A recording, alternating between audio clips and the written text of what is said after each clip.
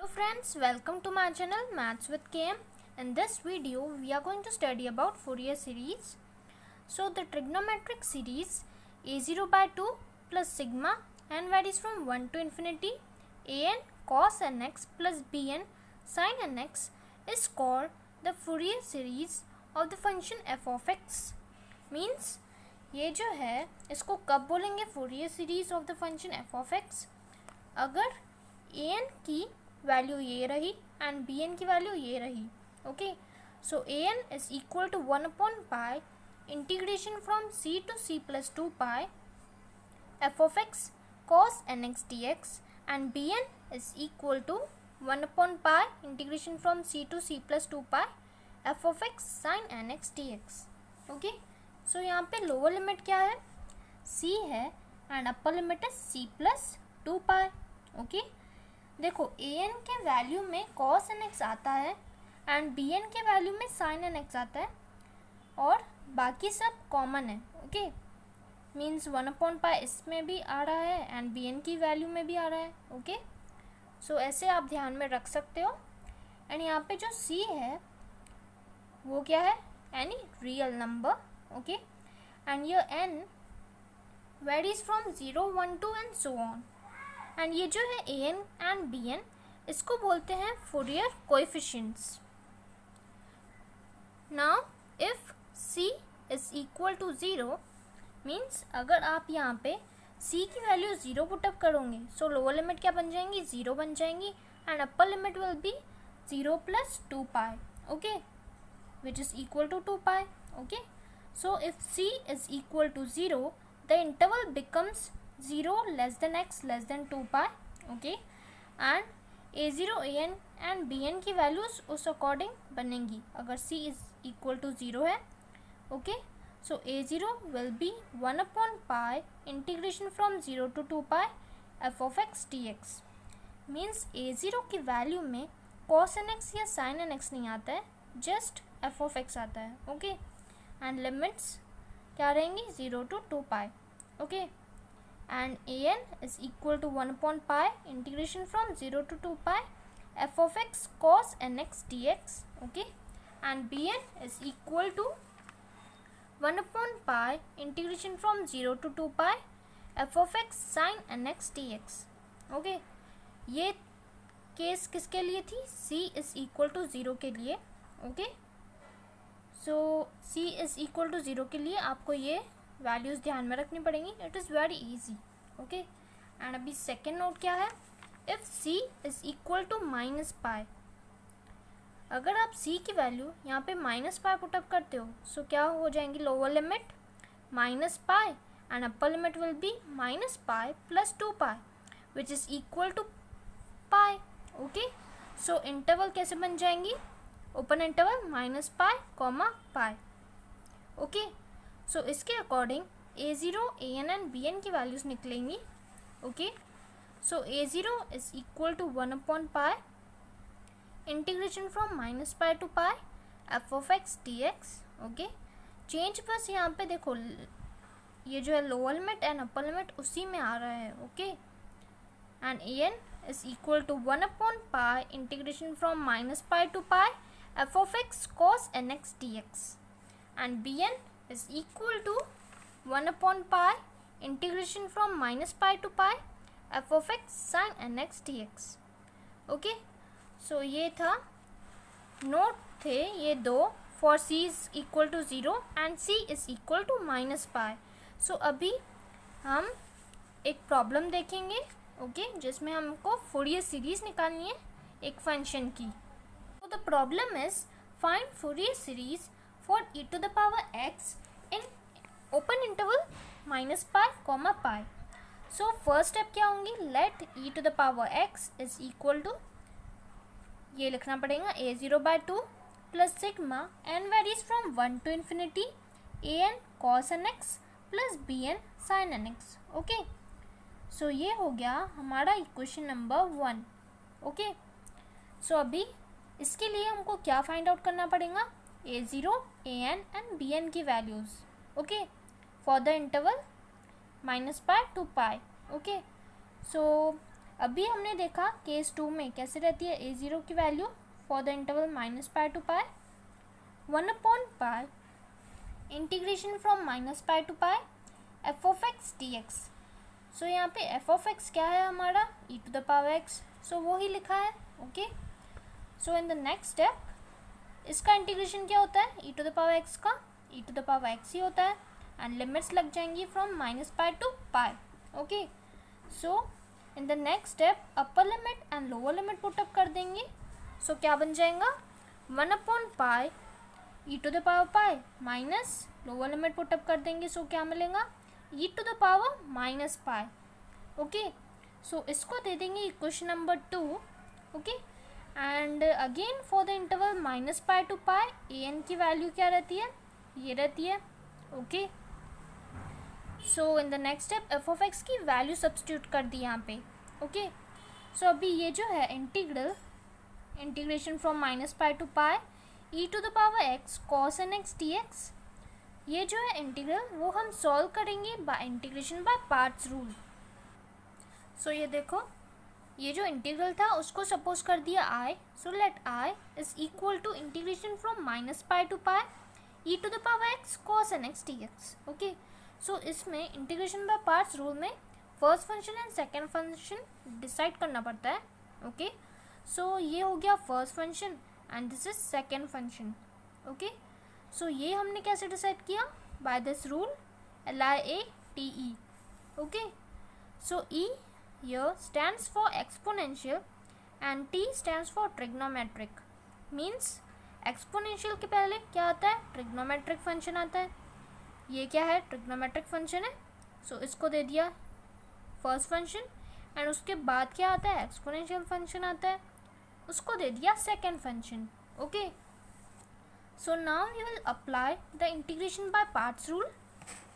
सो कैसे रहता है first function as it is, means first function क्या है cos nx है, सो उसको वैसे के वैसे लिख दिया into integration of second function. So integration of second function क्या हो जाएगा e⁻x। Okay, limits from -π to π minus integration from -π to π derivative of first function, इसका डेरिवेटिव क्या बन जाएगा -sin nx into n। So उसी को मैंने लिख दिया -n sin nx। Okay, into integration of second function, so e⁻x dx।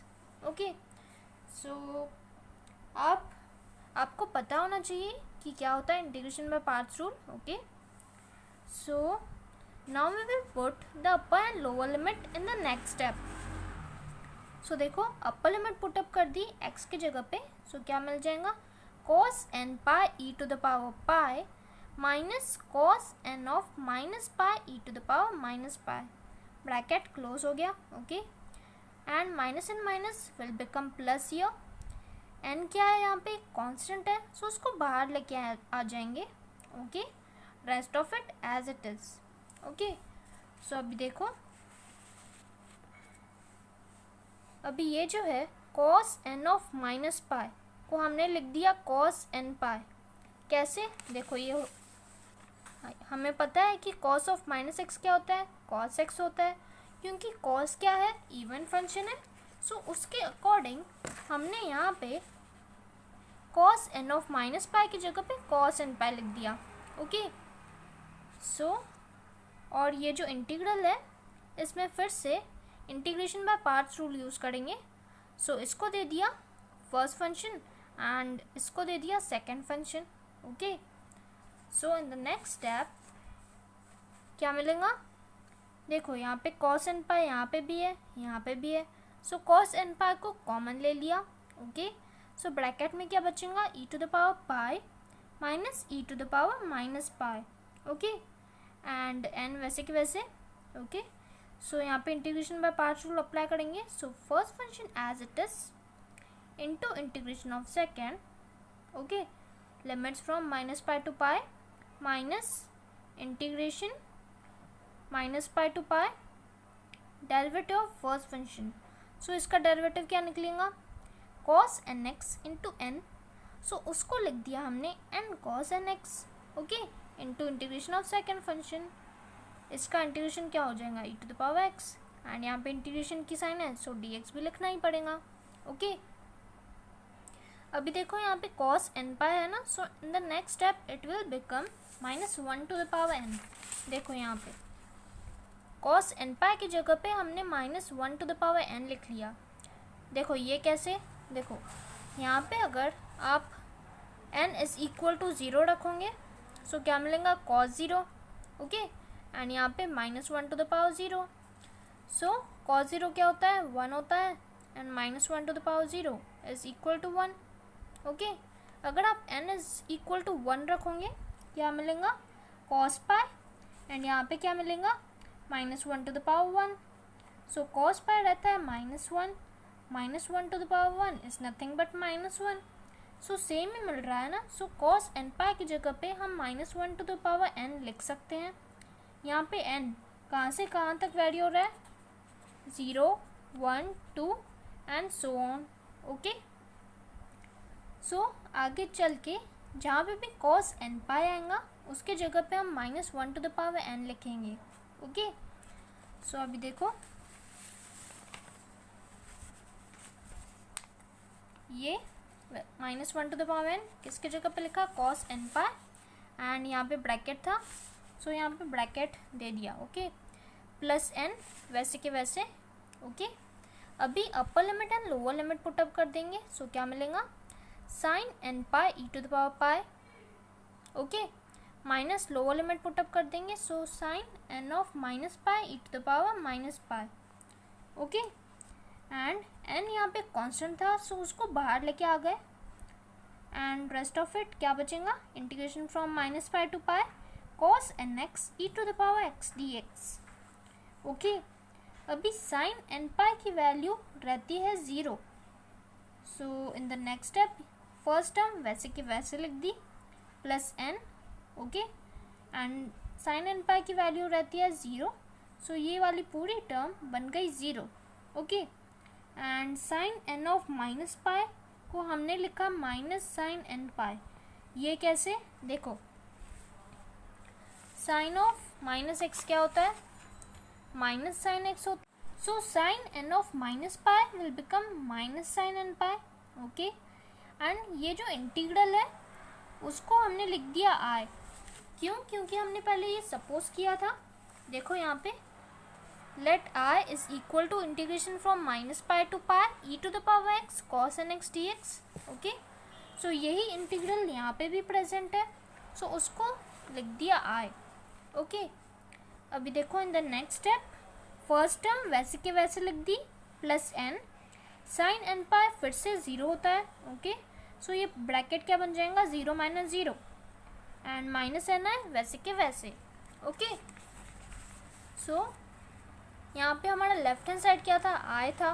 Okay first term वैसे के वैसे n को अंदर मल्टीप्लाई कर देंगे सो क्या बन जाएगा -n² i। सो देखो यहाँ पे -n² i है एंड यहाँ पे लेफ्ट हैंड साइड में क्या है i है, सो i की टर्म्स लेफ्ट हैंड साइड में ट्रांसफर कर देंगे। So i plus n² i is equal to -1 to the power n into e to the power pi minus e to the power minus pi. Okay अभी यहाँ पे i को common ले सकते हैं सो ले लिया कॉमन, बचेगा क्या ब्रैकेट में 1 plus n², right hand side वैसे के वैसे। ओके अभी हमें निकालना है i की वैल्यू सो इसको ट्रांसफ़र कर देंगे to the right hand side, so ये चले जाएगा डिवीजन में। ओके अभी हमें निकालना क्या है an की वैल्यू निकालनी है ना। अभी देखो an क्या था ये था एंड ये क्या है हमारा i है। ओके सो i की वैल्यू तो निकल गई, सो जो i की वैल्यू निकली वो इस इंटीग्रल की जगह पे हम लिख सकते हैं। ओके सो वही लिखा, देखो an इज इक्वल टू 1/पाई, यहाँ पे भी है सो 1/पाई लिख दिया। ओके एंड ये जो वैल्यू मिली i की वो यहाँ पे उसके साइड में लिख ली। ओके सो ये निकल गई हमारी an की वैल्यू, उसको दे दिया इक्वेशन नंबर 3। अभी हमको bn की वैल्यू फाइंड आउट करना है। So for the interval -pi to pi bn की वैल्यू होती है pi integration from minus pi to pi e to the power x sine n x d x. यहाँ पे वैसे एफ ऑफ एक्स रहता है, मैंने ऑलरेडी यहाँ पे e to the power x लिख लिया है। So now the procedure is again same. ये जो इंटीग्रल है उसको सपोज करेंगे आई एंड सॉल्व करेंगे by integration by parts rule. So ये बन जाएगा फर्स्ट फंक्शन, ये बन जाएगा सेकेंड फंक्शन। ओके, सो अभी थोड़ा जल्दी में जाएंगे, ओके, क्योंकि हमने ए एन के केस में डिटेल में डिस्कस कर लिया ये अप्लाई कैसे करते हैं rule. So first function as it is into integration of second limits from minus pi to pi minus integration from minus pi to pi derivative of first, so it will become n cos n x into integration of second function. Okay, so upon lower limit put up कर देंगे, so क्या मिलेगा sin n pi e to the power pi minus sin n of minus pi e to the power minus pi. Okay, n यहाँ पे constant है, so उसको बाहर लेके आ जाएंगे एंड बचा क्या integration from minus pi to pi cos n x e to the power x dx. Okay, so अभी देखो sine n of minus pi will become minus sine n pi. जैसे कि मैंने बताया कि साइन क्या रहता है, ऑड फंक्शन रहता है। सो साइन देखो साइन क्या रहता है, ऑड फंक्शन रहता है ना। So sine of minus x will become minus sine x. Okay, so उसके अकॉर्डिंग हमने sine n of minus pi को कैसे लिख दिया, minus sine n pi. Okay, and ये जो इंटीग्रल है उसमें फिर से integration by parts rule use कर देंगे। ओके, सो देखो first function as it is into integration of second limits from minus pi to pi minus integration from minus pi to pi derivative of first function. इसका derivative क्या निकलेगा, minus n sine n x into integration of second function. Okay, sine n pi हमें पता है क्या रहता है, zero. So zero minus zero बन जाएगा। ओके, एंड माइनस एन वैसे के वैसे upper lower limit put up कर देंगे। So cos n pi e to the power pi minus cos n of minus pi e to the power minus pi. Okay, and minus n minus will become plus here, n constant है यहाँ पे, सो उसको बाहर लेके आ जाएंगे। Okay, and बचेगा क्या, integration from minus pi to pi sine n x e to the power x dx. Okay, so next step कैसे बन जाएंगी, ये तो ज़ीरो हो गया। सो यहाँ से स्टार्ट करते हैं। So minus n cos n pi e to the power pi cos n of minus pi क्या बन जाएगा, cos n pi. Okay, and ये जो है integration from minus pi to pi sine n x e to the power x d x, ये हमारा क्या था, आय था। देखो यहाँ पे। ओके, सो इसके जगह पे मीन्स ये इंटीग्रल के जगह पे हमने आई लिख दिया। ओके, सो अभी देखो क्या हो जाएगा, माइनस एन कॉस एन पाई को कॉमन लेंगे इन दोनों टर्म्स में से। सो कॉस एन पाई को कॉमन ले लिया, बचेगा क्या ब्रैकेट में, e to the power pi minus e to the power minus pi. So अभी देखो नेक्स्ट स्टेप में क्या किया है हमने, माइनस एन को मल्टीप्लाई कर लिया। ओके, सो क्या मिल जाएगा, minus n cos n pi e to the power pi minus e to the power minus pi, and ये इसके साथ मल्टीप्लाई हो जाएगा। सो क्या बन जाएगा, माइनस एन स्क्वायर आई। ओके, अभी कॉस एन पाई मैंने पहले ही कहा था कि कॉस एन पाई जहाँ पे भी आएगा हम उसको लिखेंगे minus one to the power n के फॉर्म में। Okay, rest of it as it is. अभी आई की टर्म एक साइड कर लेंगे। So I plus n square I is equal to minus n minus 1 to the power n e to the power pi minus e to the power minus pi. Okay, यहाँ से i को common लेते हैं, bracket में ये बचेगा, right hand side को वैसे के वैसे लिख दिया। अभी i की वैल्यू निकालनी है, सो ये राइट हैंड साइड में चले जाएगा। ओके, सो i की वैल्यू हो गई है ये। सो अभी देखो हमारा i क्या था, ये था ना इंटीग्रल। ओके, सो इसकी वैल्यू हमें क्या मिल गई है, यहाँ पे ये मिल गई है। ओके, सो इसी को यहाँ पे अभी सब्स्टिट्यूट कर देंगे इसके जगह पे। ओके, सो बी एन की वैल्यू मिल जाएंगी। So b n is equal to pi, ये जो वैल्यू मिली बस यहाँ पे आपको लिख देनी है। सो ये हो गया हमारा इक्वेशन नंबर 4। सो अभी देखो यहाँ पे क्या लिखा है, यूजिंग 2, 3, 4 in 1 मीन्स ये जो इक्वेशन नंबर 2 है क्या है, a0 की वैल्यू है ये equation number 2। And so equation number 3 क्या है हमारा, ये है an की value. Okay, and equation number 4 क्या है, bn की वैल्यू। ओके, सो ये तीनों वैल्यूज हम सब्स्टिट्यूट करेंगे इन दिस इक्वेशन नंबर 1 में। ओके, सो क्या मिलेगा, देखो e to the power x is equal to 1/2 pi. 2 यहाँ पे कैसे आ गया, क्योंकि यहाँ पे a0/2 था। ओके, 1/पाई एंड ये ब्रैकेट किसकी वैल्यू है, a0 की वैल्यू है। सो ये एक टर्म बन जाएंगी plus sigma n varies from 1 to infinity, क्या है यहाँ पे क्या है, an मीन्स an की वैल्यू यहाँ पे रख दी। देखो ये है an की value into cos n x plus ये जो है ये पूरी वैल्यू ये है bn की value into sine n x. Okay, so अभी देखो ये एंड ये एक ही टर्म है, this and this is one term and this is another term. So इन दोनों टर्म्स में से क्या कॉमन निकलता है, -1 टू द पावर n, ये वाला bracket upon pi 1 + n² common निकल सकता है। सो कॉमन निकालेंगे। ओके, सो देखो ये पूरा कॉमन निकाल दिया तो ब्रैकेट में क्या बचेगा, यहाँ से cos nx एंड ये वाली टर्म से देखो यहाँ पे -n है एंड sin nx, सो -n sin nx। Okay, so ये जो है ये क्या है, फूरियर सीरीज है for the function e to the power x। Okay, so Fourier series में आपको a0, an एंड bn की वैल्यूज निकालनी पड़ती है। Okay, so this was all about Fourier series and उसको कैसे निकालते हैं। So friends, if you like my video then please don't forget to subscribe my channel. Thank you.